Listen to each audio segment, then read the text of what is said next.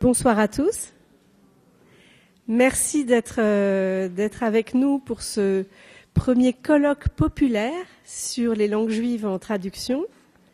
Colloque populaire, on m'interroge, chacun s'interroge sur ce que ça peut bien être. Alors c'est un colloque qui n'est pas savant, qui n'est pas universitaire, ça c'est pour le dire en négatif. Pour le dire en positif, c'est un colloque qui invite large et qui s'adresse à tout le public qui s'intéresse au sujet dont il est question. C'est le premier que nous faisons à MEDEM, mais c'est la prolongation d'une activité qui s'est faite depuis toujours à l'Arbetering, qui était l'université populaire, et donc qui apparaît sous une forme un peu nouvelle, dans des locaux très nouveaux et sur un week-end, et non pas sur le mercredi soir.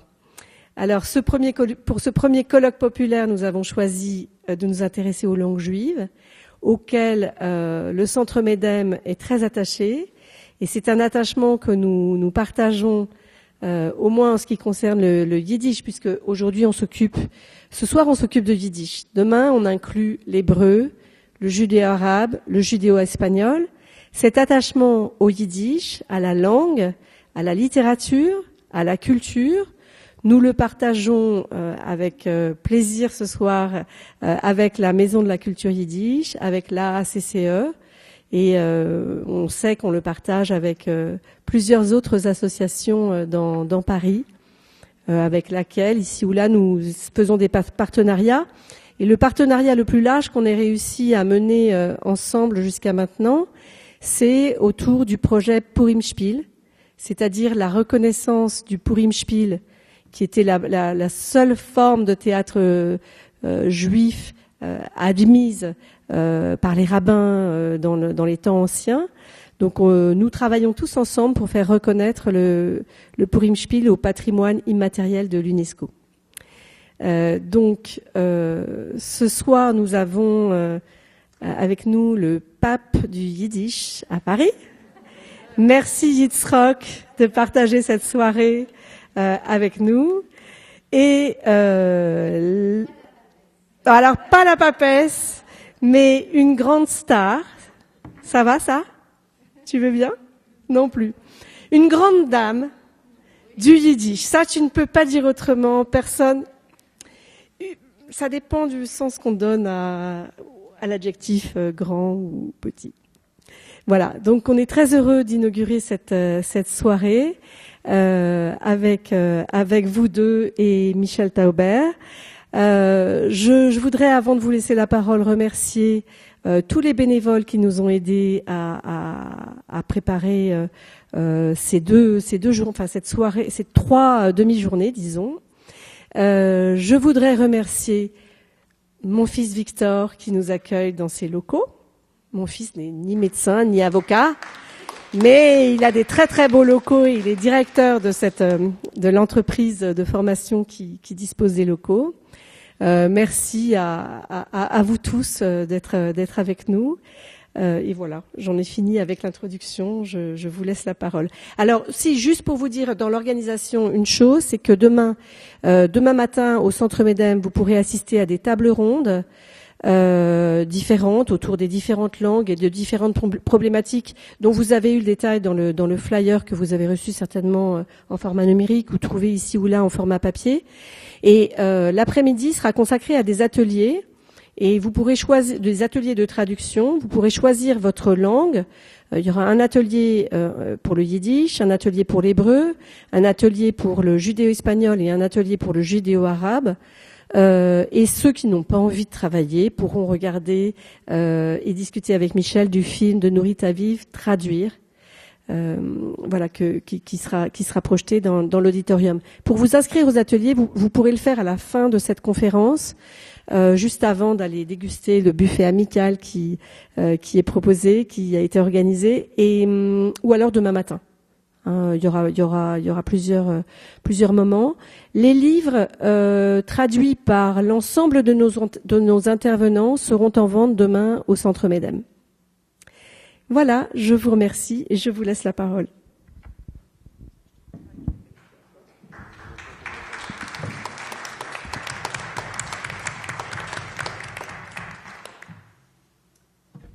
Bon, alors, micro. Bon, donc, à tout seigneur, tout honneur, ce colloque populaire sur les langues juives en traduction est organisé par le Centre Medem Arbetering, dont la langue première fut et demeure le yiddish. Il est donc naturel d'ouvrir cette soirée avec une dédicace particulière à Batia Baum et à une rencontre avec Yitzhak Niborski, puisque Batia et Yitzhak chemine de concert, on peut dire, depuis de longues années à l'intérieur de la langue et de la littérature yiddish.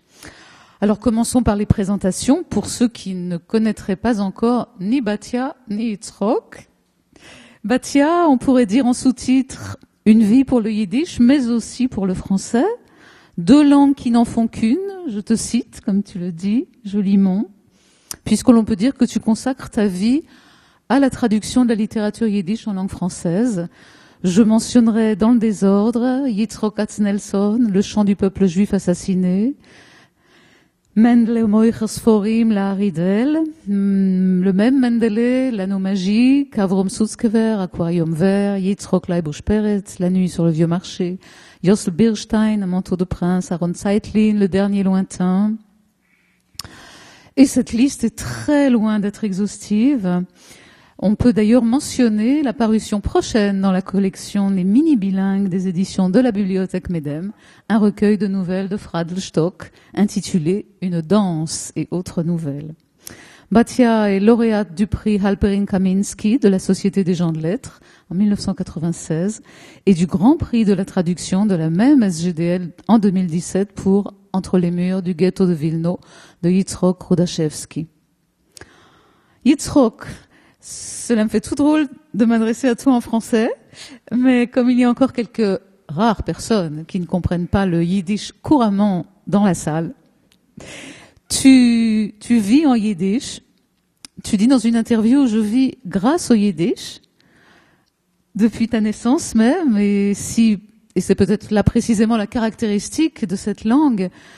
Même si tu as quitté ton pays natal, transité par Israël pour finalement t'installer en France où tu œuvres depuis de nombreuses années à l'enseignement de la langue yiddish, de la culture juive à travers la Yiddishkeit.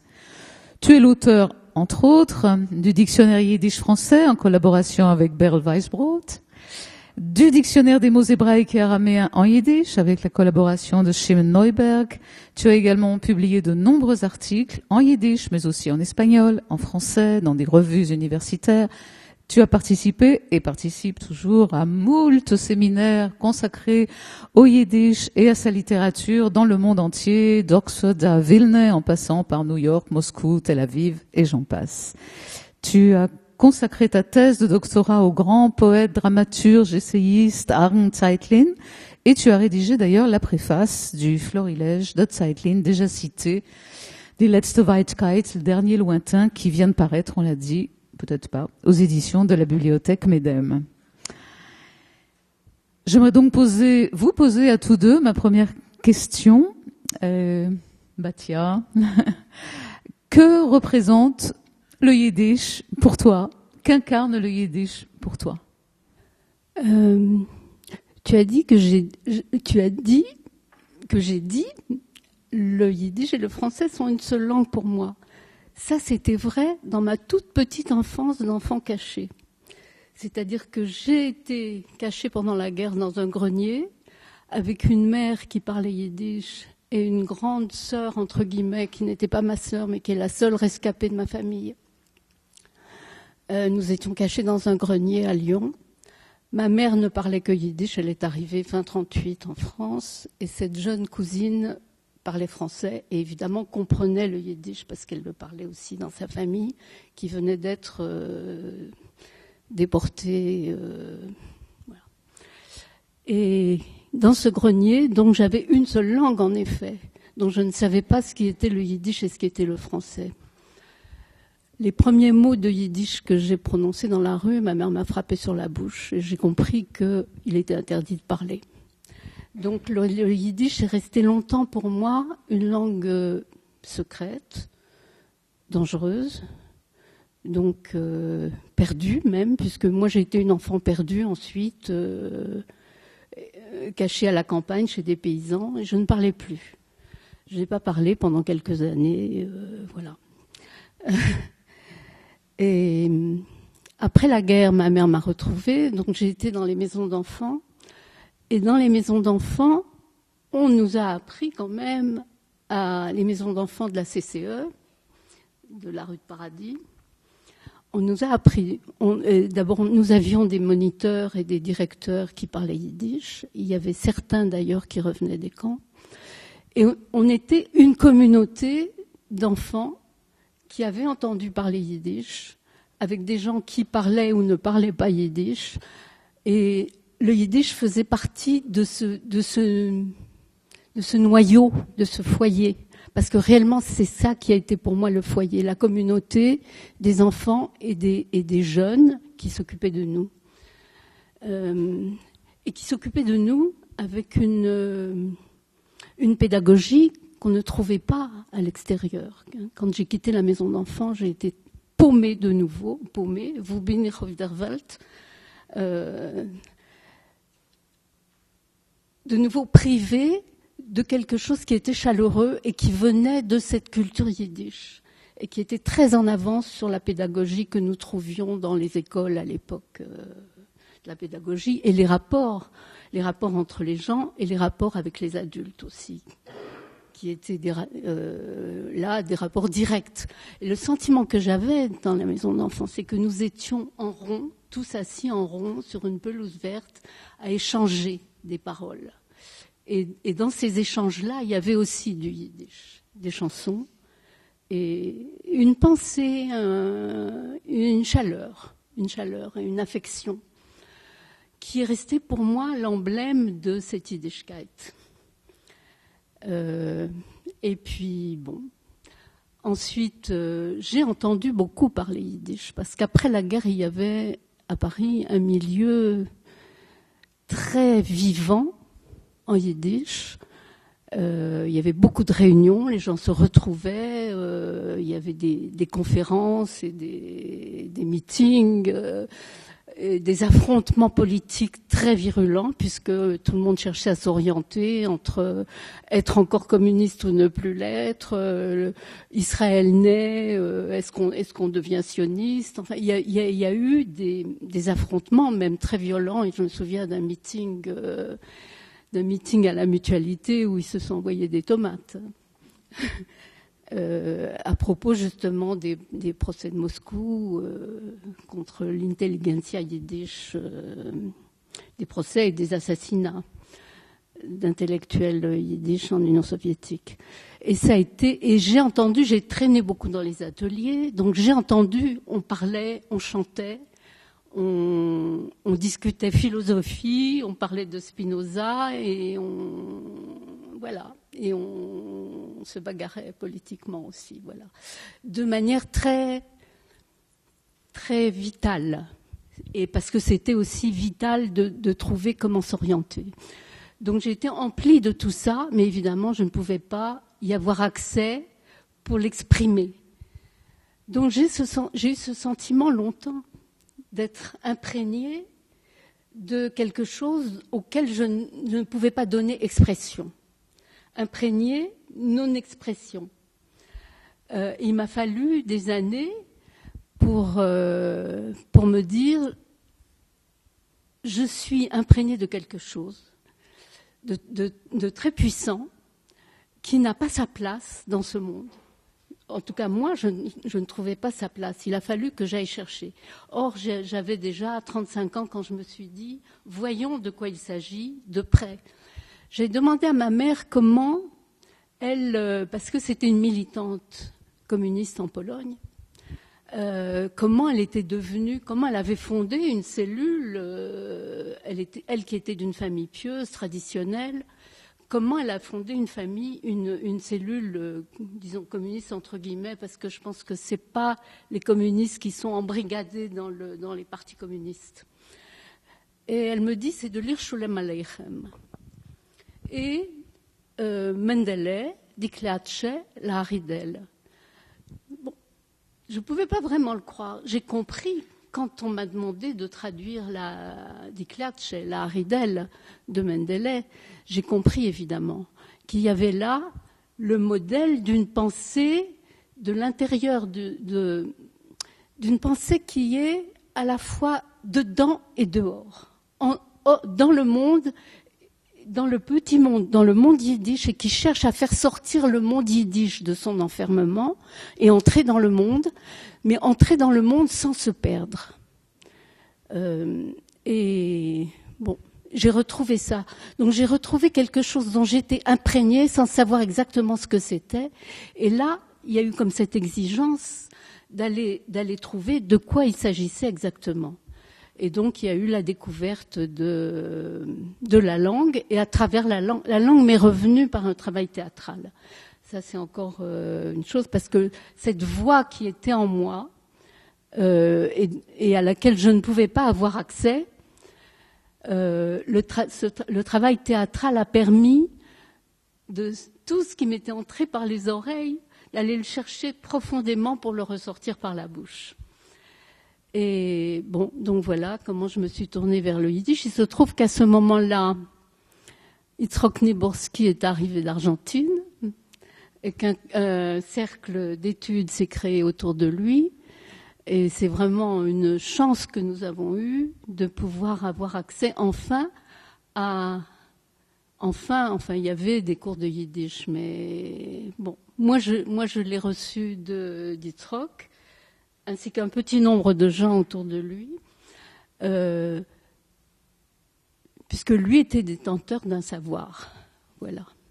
Et bon, tu penses que peut-être c'est pas un savoir complet, mais c'est un savoir par rapport à nous qui étions démunis de nous-mêmes.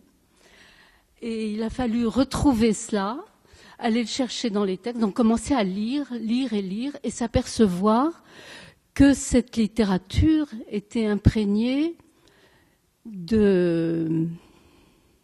Je vais peut-être en parler plus tard, non ? Non ?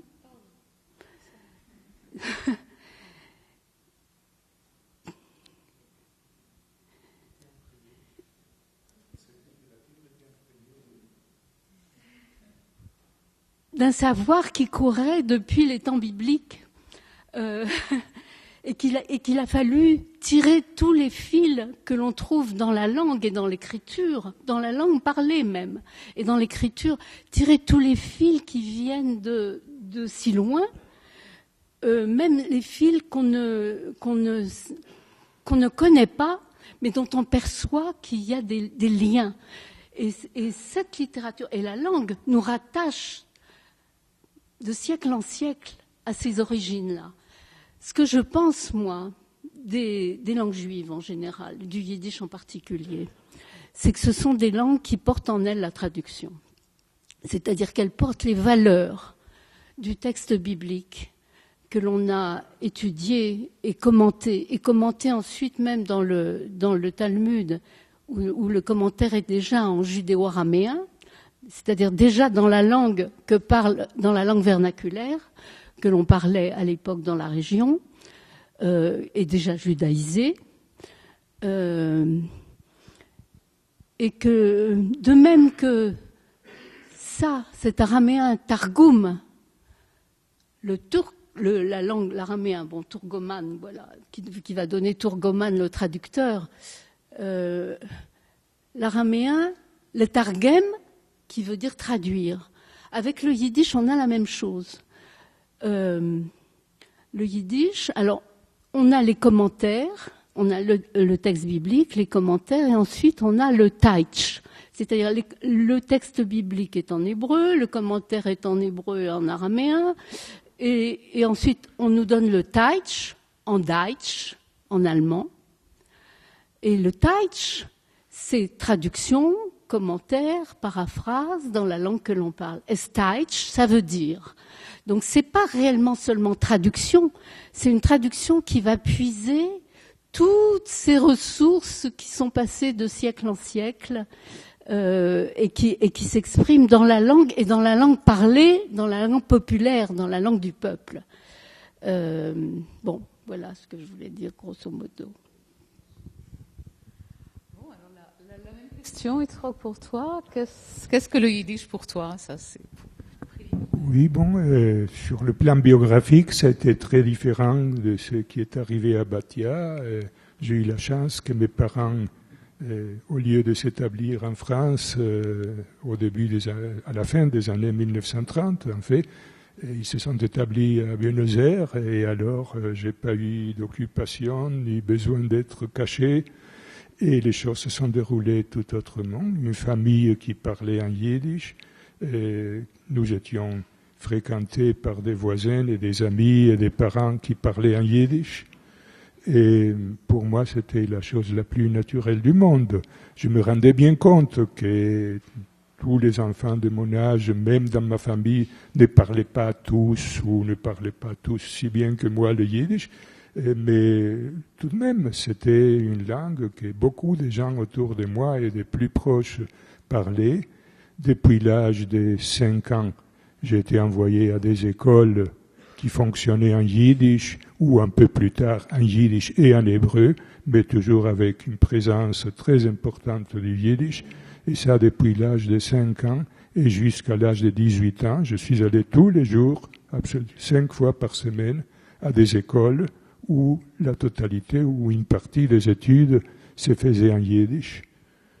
Chez moi, mes parents étaient souscripteurs d'un quotidien yiddish. Dès que je suis lire à l'âge de 5 ans, 5 ans et demi, j'ai commencé à regarder un peu le journal. C'est comme ça que j'ai commencé à savoir qu'il y avait un monde avec une politique, avec des leaders politiques en Europe, en Israël, ailleurs. Et voilà, c'était tout naturel. La presse yiddish était plus intéressante que la presse en espagnol en Argentine. La presse en espagnol savait ce qui s'est passé tout au plus dans le continent latino-américain. La presse en yiddish vous racontait ce qui s'est passé, en Israël en ce moment, le début des années 50, le milieu des années 50, mais en Italie, en France, partout, sur le plan politique, sur le plan culturel. Les journalistes et les correspondants étaient des gens qui avaient connu le monde, qui avaient couru le monde, qui avaient été des gré ou des forces en Pologne et en Union soviétique, en Europe occidentale, aux États-Unis, qui s'étaient réfugiés pendant la guerre aux endroits les plus invraisemblables. Donc ils avaient une expérience, une vision du monde extraordinaire. Et pour moi, le yiddish était ça, c'était et ma langue assez naturelle, l'espagnol aussi, bien sûr. Et on allait parallèlement à des écoles quotidiennes en yiddish et en français, et en espagnol, excusez-moi. Donc, l'espagnol, évidemment, était ma langue maternelle aussi, mais le yiddish l'était dans une très large mesure. Et voilà, je ne dis pas que je n'ai jamais rencontré des problèmes pour être une personne des langues yiddish. Buenos Aires, c'était une ville très libre, il y avait beaucoup de tolérance. Cela ne veut pas dire qu'il n'y avait pas, par-ci, par-là, dans la rue, quelques petits groupes d'enfants qui se moquaient des gens qui parlaient yiddish ou qui parlaient l'espagnol avec un accent à couper au couteau, qui se moquaient de leurs enfants aussi, donc moi. Mais bon, cette hostilité n'était pas trop forte, elle était juste assez pour que je trouve, comme Batia l'a dit pour elle-même, pour que je trouve l'école yiddish et les milieux yiddish beaucoup plus accueillants, beaucoup plus à moi que l'autre. J'étais comme un poisson dans l'eau, là où on parlait, où on étudiait, on lisait le yiddish. Et pour ce qui est du contact avec la littérature, j'ai toujours, je me suis pas posé la question. Les enfants, dans les récits de Sholem Aleichem, et il y en a pléthore, oui, les Sholem Aleichem n'a pas tellement écrit pour les enfants. C'est un peu trompeur de dire que c'est un auteur pour enfants, mais les enfants sont au centre de ce qu'il a écrit. Mais il y a aussi des enfants dans les récits d'Avram Reisen et partout. Et pour moi, c'était si évident que c'était moi. Mot, le fils de Pays, le chantre, ou le petit garçon malheureux d'Yvonne, le drapeau, ou l'autre petit garçon un peu moins malheureux de Bamkenig Achashverosh, ils étaient tous moi. Pour moi, c'était évident. Et leur rapport avec leurs parents et avec leurs oncles, etc., je ne trouvais rien de bizarre, rien d'exotique. Il me semblait que, à quelques petites différences près, ils habitaient dans une bourgade et moi dans une ville qui avait déjà ses 2 millions d'habitants, et qui n'était pas majoritairement juif. Mais n'empêche, je trouvais que j'étais là et qu'on parlait de moi. Donc c'était une voix très naturelle, assez naturelle. Et par la suite, j'ai suivi les cours qui ont fait de moi un enseignant de yiddish à l'âge de 17 ans. C'était un peu immature, c'était pas très bien. Et ça fait que pour instituteur avec des enfants, je n'ai pas eu un grand succès. Mais n'empêche, j'avais ce titre déjà. Et après, j'ai travaillé comme instituteur, ou j'ai travaillé... bref, j'ai passé toute ma vie là où on parlait le yiddish. Et lorsqu'on arrêtait de le parler autour de moi, c'est moi qui ai travaillé pour pouvoir l'entendre toujours autour de moi. Voilà, c'est un peu ça. C'est-à-dire que quand pour bâtir le yiddish, c'est quelque chose, au début en tout cas, pendant un certain temps, d'extérieur, un questionnement, pour toi il est naturel. C'était pas extérieur, c'était intérieur secret. Intérieur secret et à inexpérience et à retrouver. Et alors comment retrouver et à structurer? Parce que c'est comme une langue d'enfant. Je pense que chacun a ce rapport-là avec sa langue d'enfance avant qu'elle soit structurée. Elle permet d'être en contact avec le monde et d'être en contact avec soi-même, avec une pensée. Je sais pas, je pense qu'on a une pensée intuitive non élaborée. Et ensuite, il faut trouver les mots. Alors, on se débrouille avec les mots qu'on a. Et je pense que le yiddish a ça aussi, se débrouille à prendre ses mots là où il peut, comme un enfant,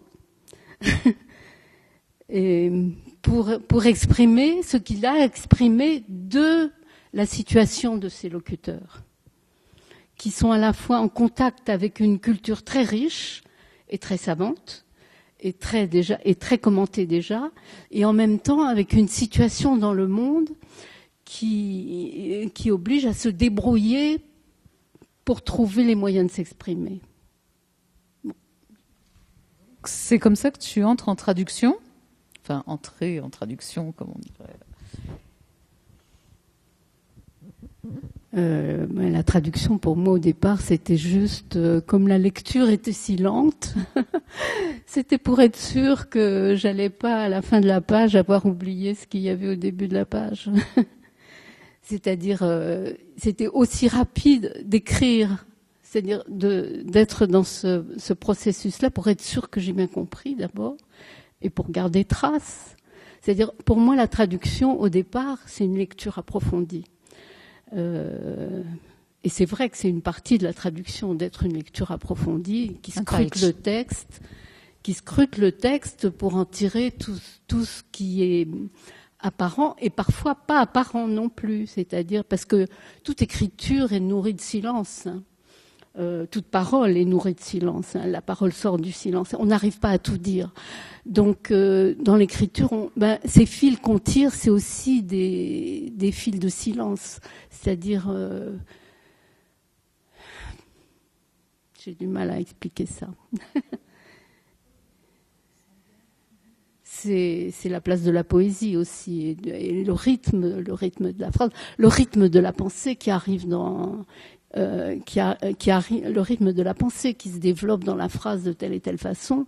Quand on est dans une langue, dans l'autre langue, il se développe d'une autre façon. Alors, il faut trouver des ponts pour garder ce rythme-là d'une langue dans l'autre langue. Bon, voilà. Alors, on va quand même entrer dans le vif du sujet qui nous occupe ce soir, la question originelle, en fait, sur laquelle porte ce débat, à savoir de la nécessité de la traduction du yiddish en d'autres langues. Yitzhak, quel est ton point de vue concernant la traduction du yiddish, donc en français ou dans toute autre langue d'ailleurs? La traduction est nécessaire, ça ne fait aucun doute. Il serait une hérésie de dire qu'on ne devrait pas traduire le yiddish dans d'autres langues ou qu'on ne devrait pas traduire les autres judéolangues dans les différentes langues du monde, les langues majoritaires, les langues du pays où on habite, etc. Et la polémique que nous avons parfois tourne autour d'une autre chose. Les traductions sont nécessaires et j'étais moi-même, depuis que je suis en France, associé à peut-être, je n'ai pas compté, mais peut-être à une vingtaine de livres traduits, si ce n'est pas davantage, et à différents degrés, parfois seulement comme, pour mettre un mot, consultant, c'est-à-dire quelqu'un à qui on a demandé quelques mots ou de trouver l'essence de quelques phrases. Parfois, j'étais associé très intimement au travail des traducteurs et parfois les traducteurs, souvent, ont été d'abord mes étudiants et mes élèves, donc c'est aussi une forme de participation assez active. Donc il serait un peu malvenu de ma part de dire non, il ne faut pas traduire. Et ma dissidence passe par autre chose et j'ai comme l'impression que nous investissons lorsque nous nous occupons de la culture yiddish. Et je peux dire la même chose lorsque nous occupons de la culture de n'importe quelle autre judéolangue. Et nous investissons, mais en yiddish, je pense que nous exagérons encore davantage, trop dans la traduction. C'est-à-dire, il semblerait qu'il n'y a rien d'autre à faire dans le domaine de la culture yiddish de nos jours que de la traduire. Et là, je pense que ça pose un problème.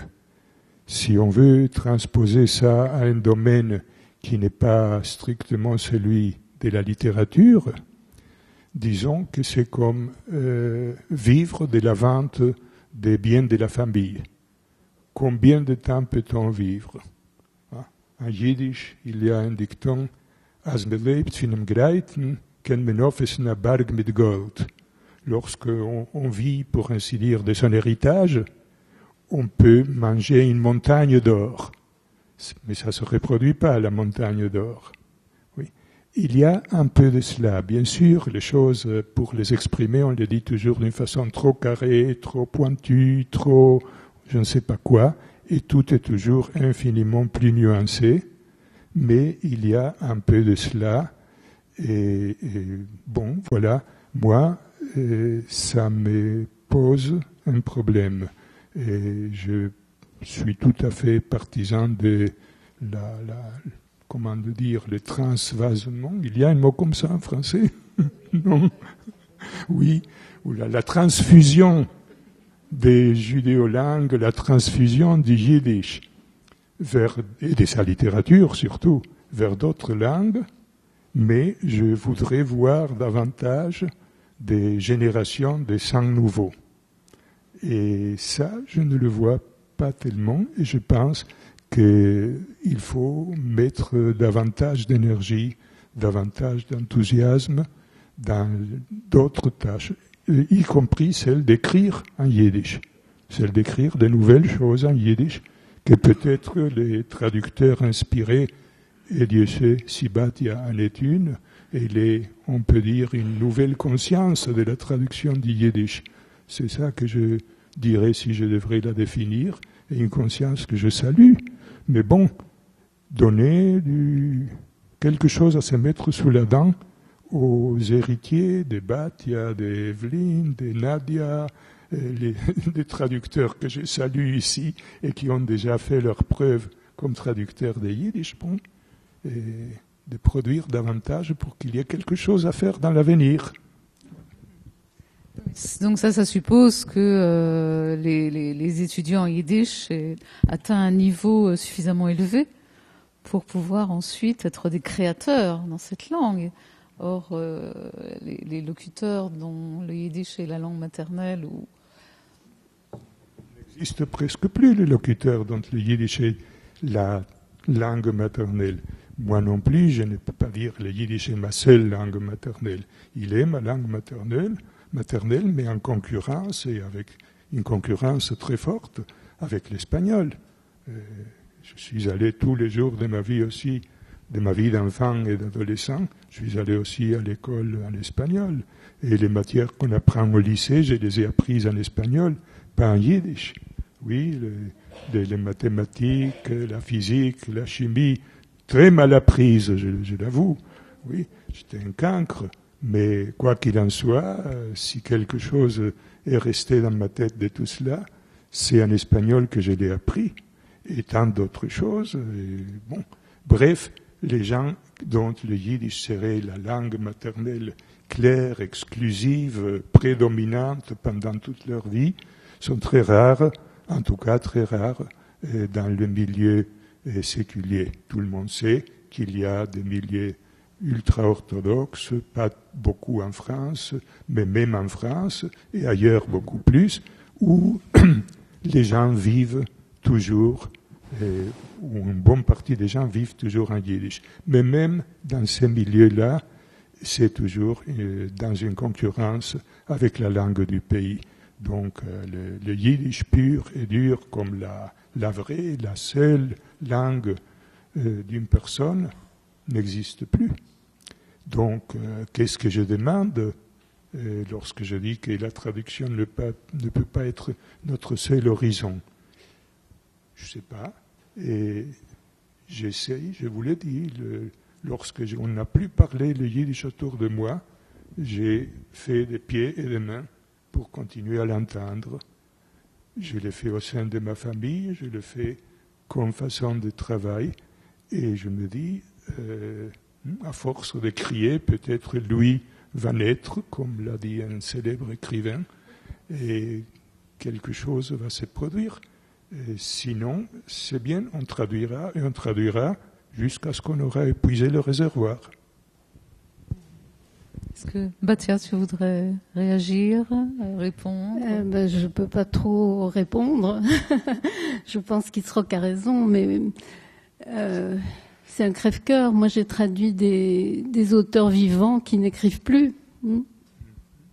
Lev Berensky, par exemple, dont je pense que c'est un grand poète, qui est encore vivant, et il a réussi à se faire publier. J'ai traduit beaucoup de cycles de poèmes de lui, ils ne sont pas publiés, tout ça reste dans mon ordinateur et va mourir avec mon ordinateur et avec moi. Il n'écrit plus, je pense, en yiddish. Felsenbaum a écrit aussi des poèmes et des romans et du théâtre. Il n'écrit plus en yiddish non plus, je pense. Pour lui, je ne suis pas sûr, mais il y en a d'autres qui écrivent toujours. Il y en a qui écrivent. Et on ne voit pas un nouveau Peretz ni un nouveau Sutzkever parmi eux, mais il y en a qui écrivent. Et la littérature yiddish n'a pas commencé non plus avec des Peretz et des Sutzkever. Il y en a eu d'autres qui étaient moins bons, mais qui avaient quelque chose à dire et quelque chose à faire. Moi, je pense que ce n'est pas seulement un caprice, écrivons en yiddish, parce que comme ça, il y aura des choses en yiddish. Je pense que même aujourd'hui, on exprime en yiddish des choses qu'on n'arriverait pas à exprimer dans une autre langue. Et je suis un peu en train de monopoliser la parole. Bon, donc je veux dire, justement, cette circonstance que j'ai mentionnée avant, qu'il n'y a plus d'écrivains yiddish dont le yiddish est la seule langue spontanée.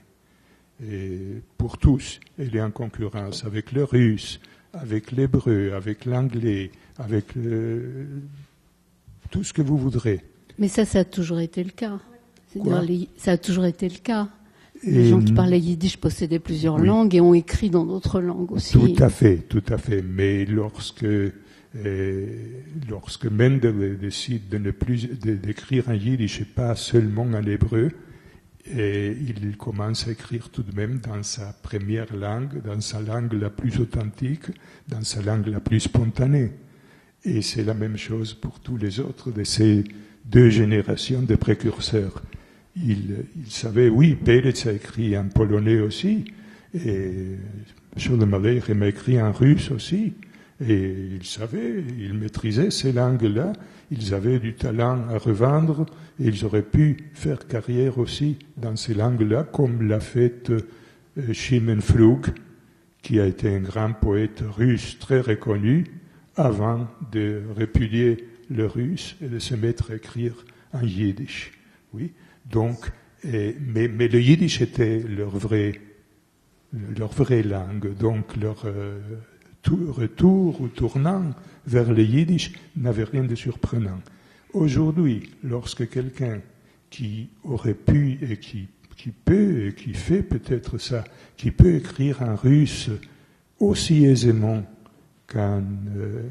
prenez par exemple cet oiseau rare, le grand pianiste Yevgeny Kissin, oui, qui n'a pas besoin d'écrire en yiddish pour se nourrir, qui n'a pas besoin d'écrire en yiddish pour être célèbre, il est universellement connu, et qui écrit en yiddish, qui écrit de la poésie et de la prose en yiddish, alors qu'il maîtrise parfaitement le russe, et que le russe est sa vraie langue maternelle, le yiddish est la langue de son grand-père, et le russe est sa vraie langue. S'il fait ça, c'est parce qu'il pense qu'en yiddish, il dit autre chose, il peut dire autre chose, il peut aussi atteindre un autre effet artistique que celui qu'il peut atteindre en écrivant, par exemple, en russe. Oui. Donc, même si on écrit des choses qui n'arrivent pas aux chevilles des grands classiques ou des grandes figures récentes de la littérature yiddish, mais c'est sûr qu'on choisit d'écrire dans cette langue parce qu'on y trouve quelque chose à dire. Donc, ça a une valeur. Je rajoutais quelque chose à propos de Yevgeny Kissin, c'est que non seulement il écrit en yiddish, mais il se débrouille pour que certains de ses concerts ne soient pas des concerts de piano, mais des concerts de récitation de poèmes en yiddish. C'est-à-dire de faire entendre la langue. Et parce que c'est vrai qu'il y a un plaisir à parler la langue et une jouissance de la langue. J'ai perçu ça, moi, la jouissance de la langue, quand je me suis retrouvée en Pologne. Je ne sais pas, certains d'entre vous ont peut-être vu le film d'Emmanuel Finkel, Voyage. Il y avait ce quart de juifs vieux et jeunes, parfois non juifs même d'ailleurs. Et dès on a pris l'autobus pour aller de l'aéroport à Varsovie, j'ai entendu, les gens commençaient, des gens qui ne parlent plus yiddish dans leur vie. Et on a eu 1 mois comme ça, d'échanges en yiddish je sentais que c'était juste pour la jouissance de la langue. Les paroles s'échangeaient, les proverbes, des jeux de mots. Et jamais de ma vie, je n'ai autant ri et autant pleuré, d'une minute à l'autre, avec ce groupe-là, parce qu'on m'a pris comme si moi j'étais détentrice du yiddish, puisque j'étais dans le voyage comme coach pour le yiddish, pour ceux qui parlaient plus très bien, ou parce que j'avais traduit le texte d'Emmanuel Finkel en yiddish. Donc on m'a pris, moi, pour le garant, ce que je ne suis pas. Mais bon, j'ai joué ce rôle-là. Et c'est là que j'ai perçu qu'on n'a pas besoin du yiddish pour communiquer, parce qu'on a toutes sortes d'autres langues. Et que c'était juste pour le plaisir de parler, pour la jouissance de la langue. Et c'est vrai que c'est important, je pense, d'appuyer de faire ressortir cette notion-là. Voilà. Je dis ça aussi par rapport à Kissine qui projette la langue dans le public, qui l'entend ou n'entend pas, mais qui comprend ou comprend pas, mais en tout cas qui l'entend.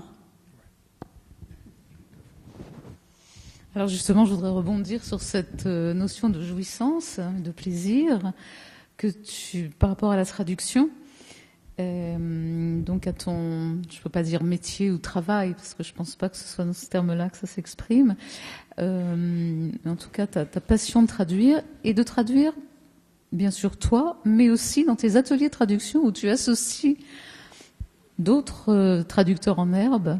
Et j'aimerais bien que tu évoques ça, ce travail en rêve-rousse. Ce compagnonnage. Oui, mais parce que, comme je vous disais tout à l'heure, pour moi, la traduction, au départ, c'est une lecture fine, une lecture profonde, une lecture qui scrute les moindres nuances de la langue. Le rythme, le style, c'est important, le style. Alors, le premier pas avec les gens qui participent à un atelier de traduction, c'est d'être sûr qu'on va bien comprendre. Parce que c'est pas toujours évident, hein, et même parfois, surtout dans les poèmes, c'est pas toujours évident de comprendre. Il faut vraiment scruter de près. Et donc, une fois ce premier pas fait, et je pense que c'est le plus important, pour moi c'est le plus important à partager avec les autres, parce que le reste, c'est affaire de sensibilité personnelle. Le rythme qu'on va donner, c'est son rythme propre. C'est sa propre intuition, son propre rapport... soit standardisé, soit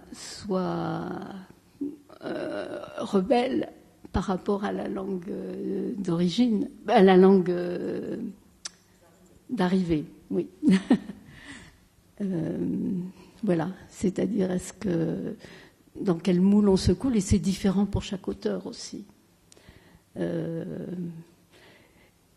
Les choses qu'il faut trouver pour essayer de rendre ce qu'on perçoit du style de l'auteur, qu'on va évidemment pas pouvoir rendre de la même façon. Donc il faut faire appel à d'autres choses. Et bon, voilà, et ça c'est personnel. Mais pour moi, le plus important, et je reviens là sur ce que disait Itzrock, c'est vraiment d'entrer dans la langue de départ le plus loin possible. Et évidemment, ça oblige, moi qui suis venue avec un bagage uniquement oral et non structuré, il a fallu vraiment creuser, aller chercher toutes les sources, les racines, tirer tous les fils, comme je vous disais. Et c'est pas fini. C'est pas fini, et on se sent démuni par rapport à ça, parce qu'on est très pauvre. On n'a pas fait des grandes études talmudiques. D'ailleurs, puisque je parle du Talmud, il me revient qu'il y a deux attitudes dans le Talmud par rapport à la traduction. Il y a, vous savez qu'on a traduit le texte biblique en grec, donc il y a cette légende qui dit qu'on a pris 72 sages, Ptolémée a demandé à 72 sages, chacun enfermé dans sa chambre, de traduire le texte. Ils ont produit le même texte. Alors, il y a une critique talmudique qui dit c'est un grand scandale, la traduction en grec, parce que au lieu de dire Bereshit bara Elohim, au commencement Dieu a créé, ils ont traduit Dieu a créé au commencement, etc. Il y a plusieurs exemples comme ça de légère falsification du texte. Il y a plusieurs exemples. Et puis il y a d'autres endroits où il est dit, Rabbi Akiba par exemple, qui dit si je n'avais pas lu la traduction en araméen, j'aurais pas compris ce texte. C'est-à-dire que, en effet, passer par l'autre langue permet justement d'affiner le sens. Donc il y a ces deux justement ces deux approches contradictoires de la traduction. Tu veux dire quelque chose ? Justement, je peux confirmer ce que mutatis mutandis et depuis beaucoup plus bas, je peux confirmer ce que Rabbi Akiva a dit. Et en relisant les traductions que Bati a fait, par exemple, en poésie, c'est surtout en poésie que cela m'arrive. Moi, je découvre aussi des sens et des nuances dans des poèmes que je connais parfois très bien, que je connais parfois depuis des dizaines et des dizaines d'années.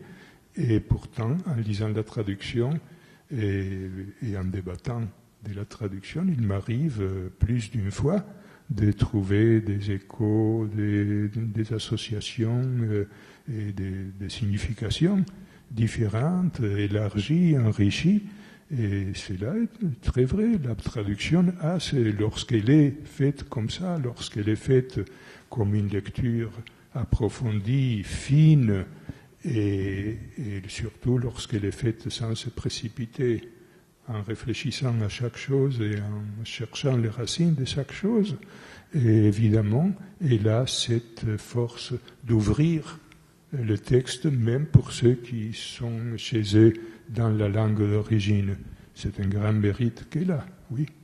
Mais voilà, je ne demande pas la grandeur de la traduction. Je voudrais seulement la proportion entre les choses.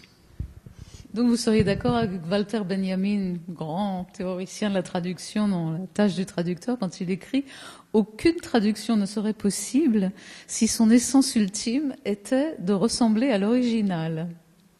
Presque. On va peut-être laisser en suspens.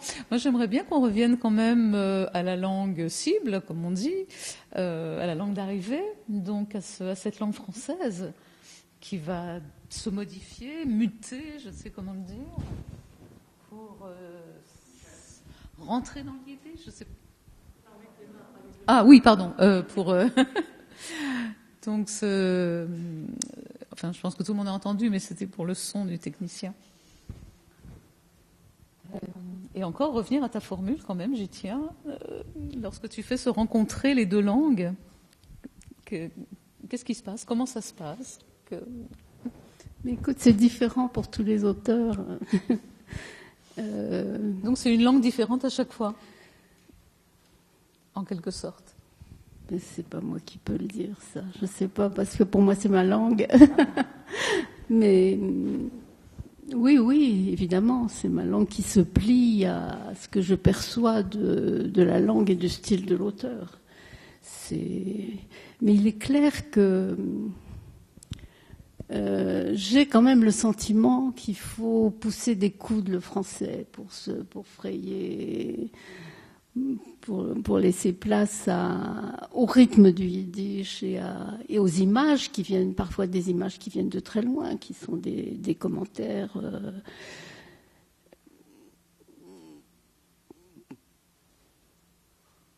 Il y a les images, il y a des figures de style, il y a... Je sais pas, bon. Donc il faut un peu bousculer le français pour faire passer ça. Ou bien il faut trouver des biais. Par exemple, c'est ce que j'ai fait avec la Haridel, où j'ai perçu l'ironie acerbe et la rage de Mendeley. Il se trouve que j'ai pris un ton qui jouait beaucoup sur le rythme et les assonances, beaucoup d'assonances, pour rendre une sorte de vibration et de vitalité comme ça à cette rage. C'est pour qu'elle passe avec une forme d'humour aussi, mais bon. Ouais. Comme tu as dit que c'était justement le texte ou l'auteur qu'avait évoqué ta maman. Est-ce que tu peux faire le lien, peut-être justement avec la Haridel, en nous la résumant rapidement et Alors en la Haridel, c'est la Rocinante, c'est la vieille jument qui est le peuple juif qui a été transformé en jument attelée au char de Pharaon. Telle une jument attelée au char de Pharaon, je t'ai comparé mon aimé. Donc c'est une phrase qui vient de Shirachirim, du Cantique des Cantiques. Et Mendele prend ça pour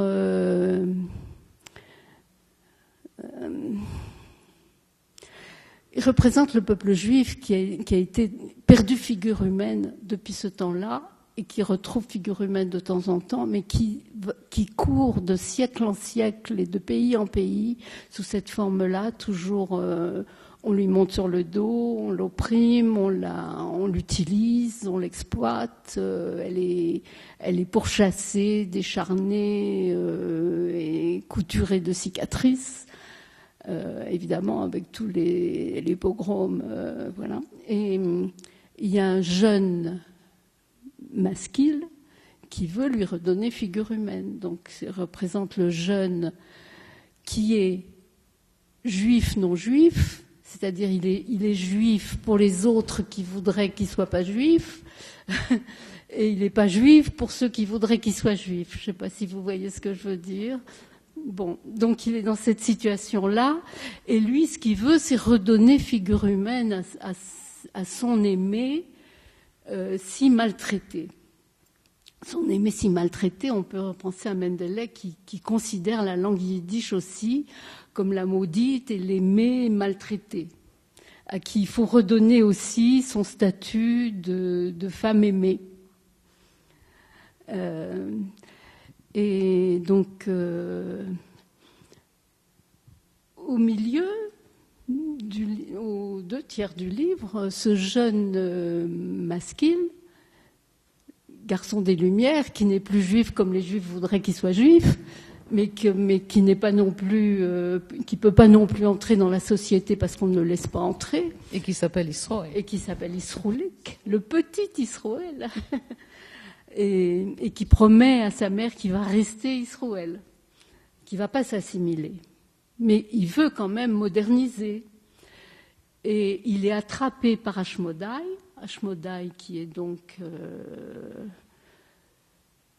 le destructeur par rapport au créateur, et qui l'attrape, lui, puisqu'il flotte entre deux mondes, hein, il n'a plus les pieds sur terre, et il n'est pas non plus au ciel, donc Ashmodai l'attrape, et lui montre le monde de haut, il lui montre son projet sur le monde, et son projet sur le monde consiste justement à utiliser la question juive, c'est-à-dire à fomenter tout le temps l'antisémitisme, la haine du juif, pour lui, Ashmodai, asseoir son pouvoir sur le monde. Donc cette vision de Mendel est du milieu du XIXe siècle, je pense qu'elle nous concerne, elle voit jusqu'à nos jours. Voilà. Et quand ma mère me dit ça, alors je dois vous dire, j'ai traduit, par rapport à ça, des textes exhumés des cendres d'Auschwitz, écrites par un membre des Sonderkommando,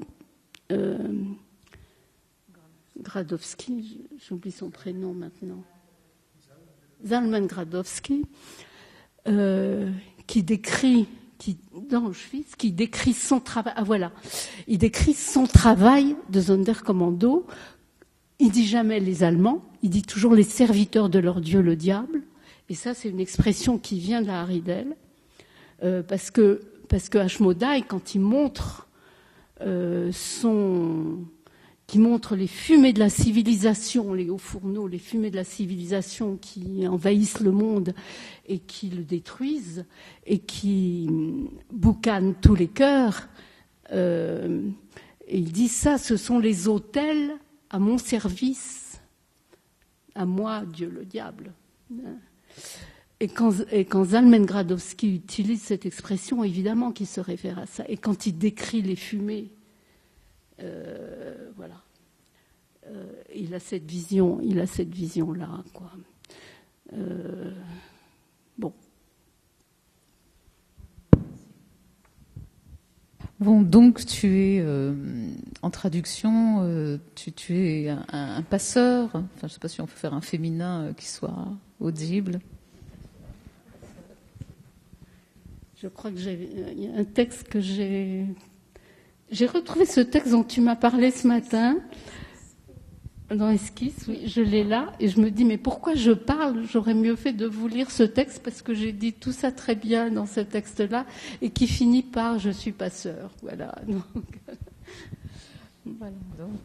Donc Batia, passeur, et on pourrait peut-être, pour évoquer une continuité du yiddish parlé, laisser parler Kafka, et son amour pour cette actrice du théâtre yiddish qu'il a fréquenté assidûment dans les années 11, 12, 13, Madame Klug, qui dit d'elle-même qu'elle parle toutes les langues de la terre, mais en yiddish.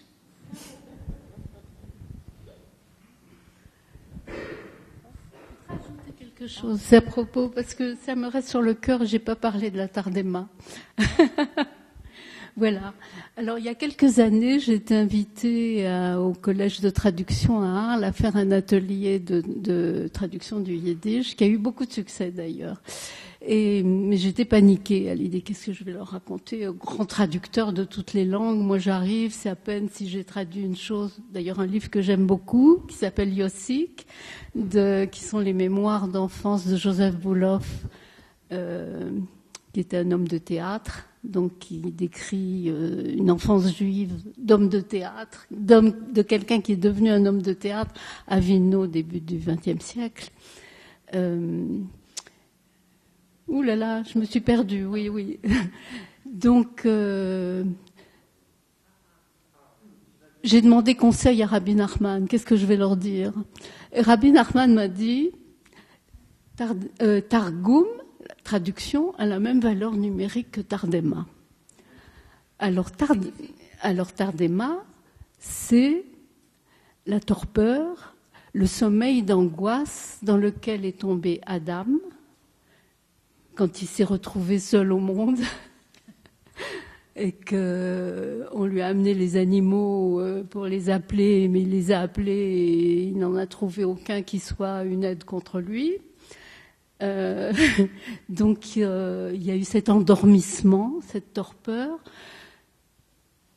ce qui est un sommeil d'angoisse, hein, voyez, et duquel est sorti le féminin dans le deuxième récit de la création. Et puis il y a une autre Tardema qui est celle d'Abraham. Avant qu'il s'appelle Abraham, il s'appelle encore Avram. Il a entendu Lech Lecha, va-t'en, quitte le pays où tu es né, de ton père, etc. et va vers le pays que je te montrerai. Il est allé, tu auras une nombreuse descendance, il est allé, et puis il n'a toujours pas de descendance.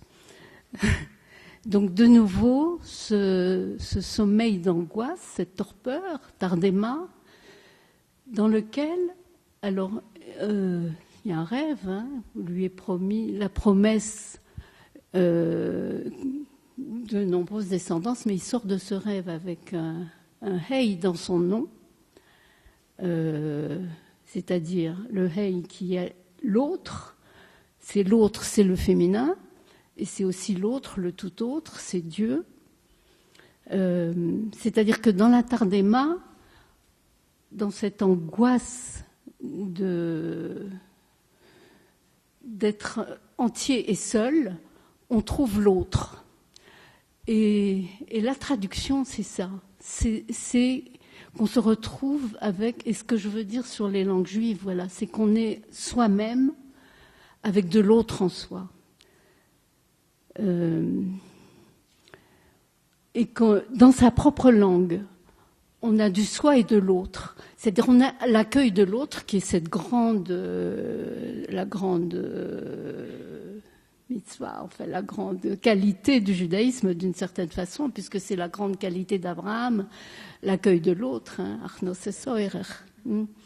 Et donc on accueille l'autre en soi. On est du soi, on est relié à ses propres valeurs, qu'on puise dans les textes anciens, archaïques, et en même temps, on est du soi et de l'autre, et il y a un jeu permanent du soi et de l'autre. C'est-à-dire qu'on sait qu'on est traduction dans sa langue. Je t'ai dit ça, Itzrock, il y a 2 jours. Tu m'as dit que tu n'étais pas d'accord avec ça. C'est un désaccord assez subtil et difficile à exprimer, mais oui, encore là, je reconnais, oui, les langues juives sont, Batia le dit merveilleusement, sont cette rencontre entre soi-même et l'autre, et la faculté de l'accueillir, l'autre, de l'intégrer, de faire qu'il devienne une partie de soi-même. Oui, donc tout cet espagnol, tout cet arabe, tout cet turc qui est entré dans le judaïsme, tout cet allemand, polonais, ukrainien, italien, ancien, etc., qui est venu et qui s'est fondu dans le yiddish, c'est ça, c'est le grand talent de transformer ce qui est étranger à soi-même, de le transformer en une partie, et en même temps une partie enrichissante, qui travaille, qui croit à l'intérieur de sa propre culture.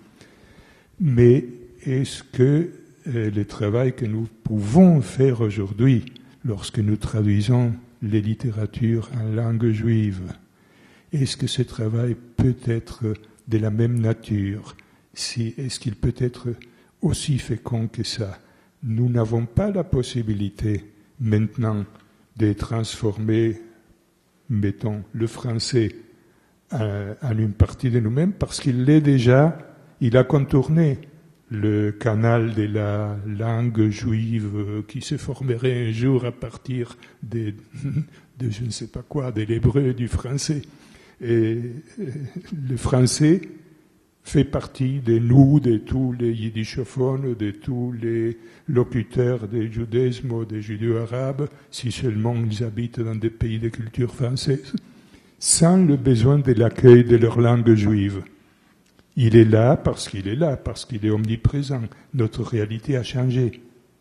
Oui, donc ça fonctionne d'une autre façon.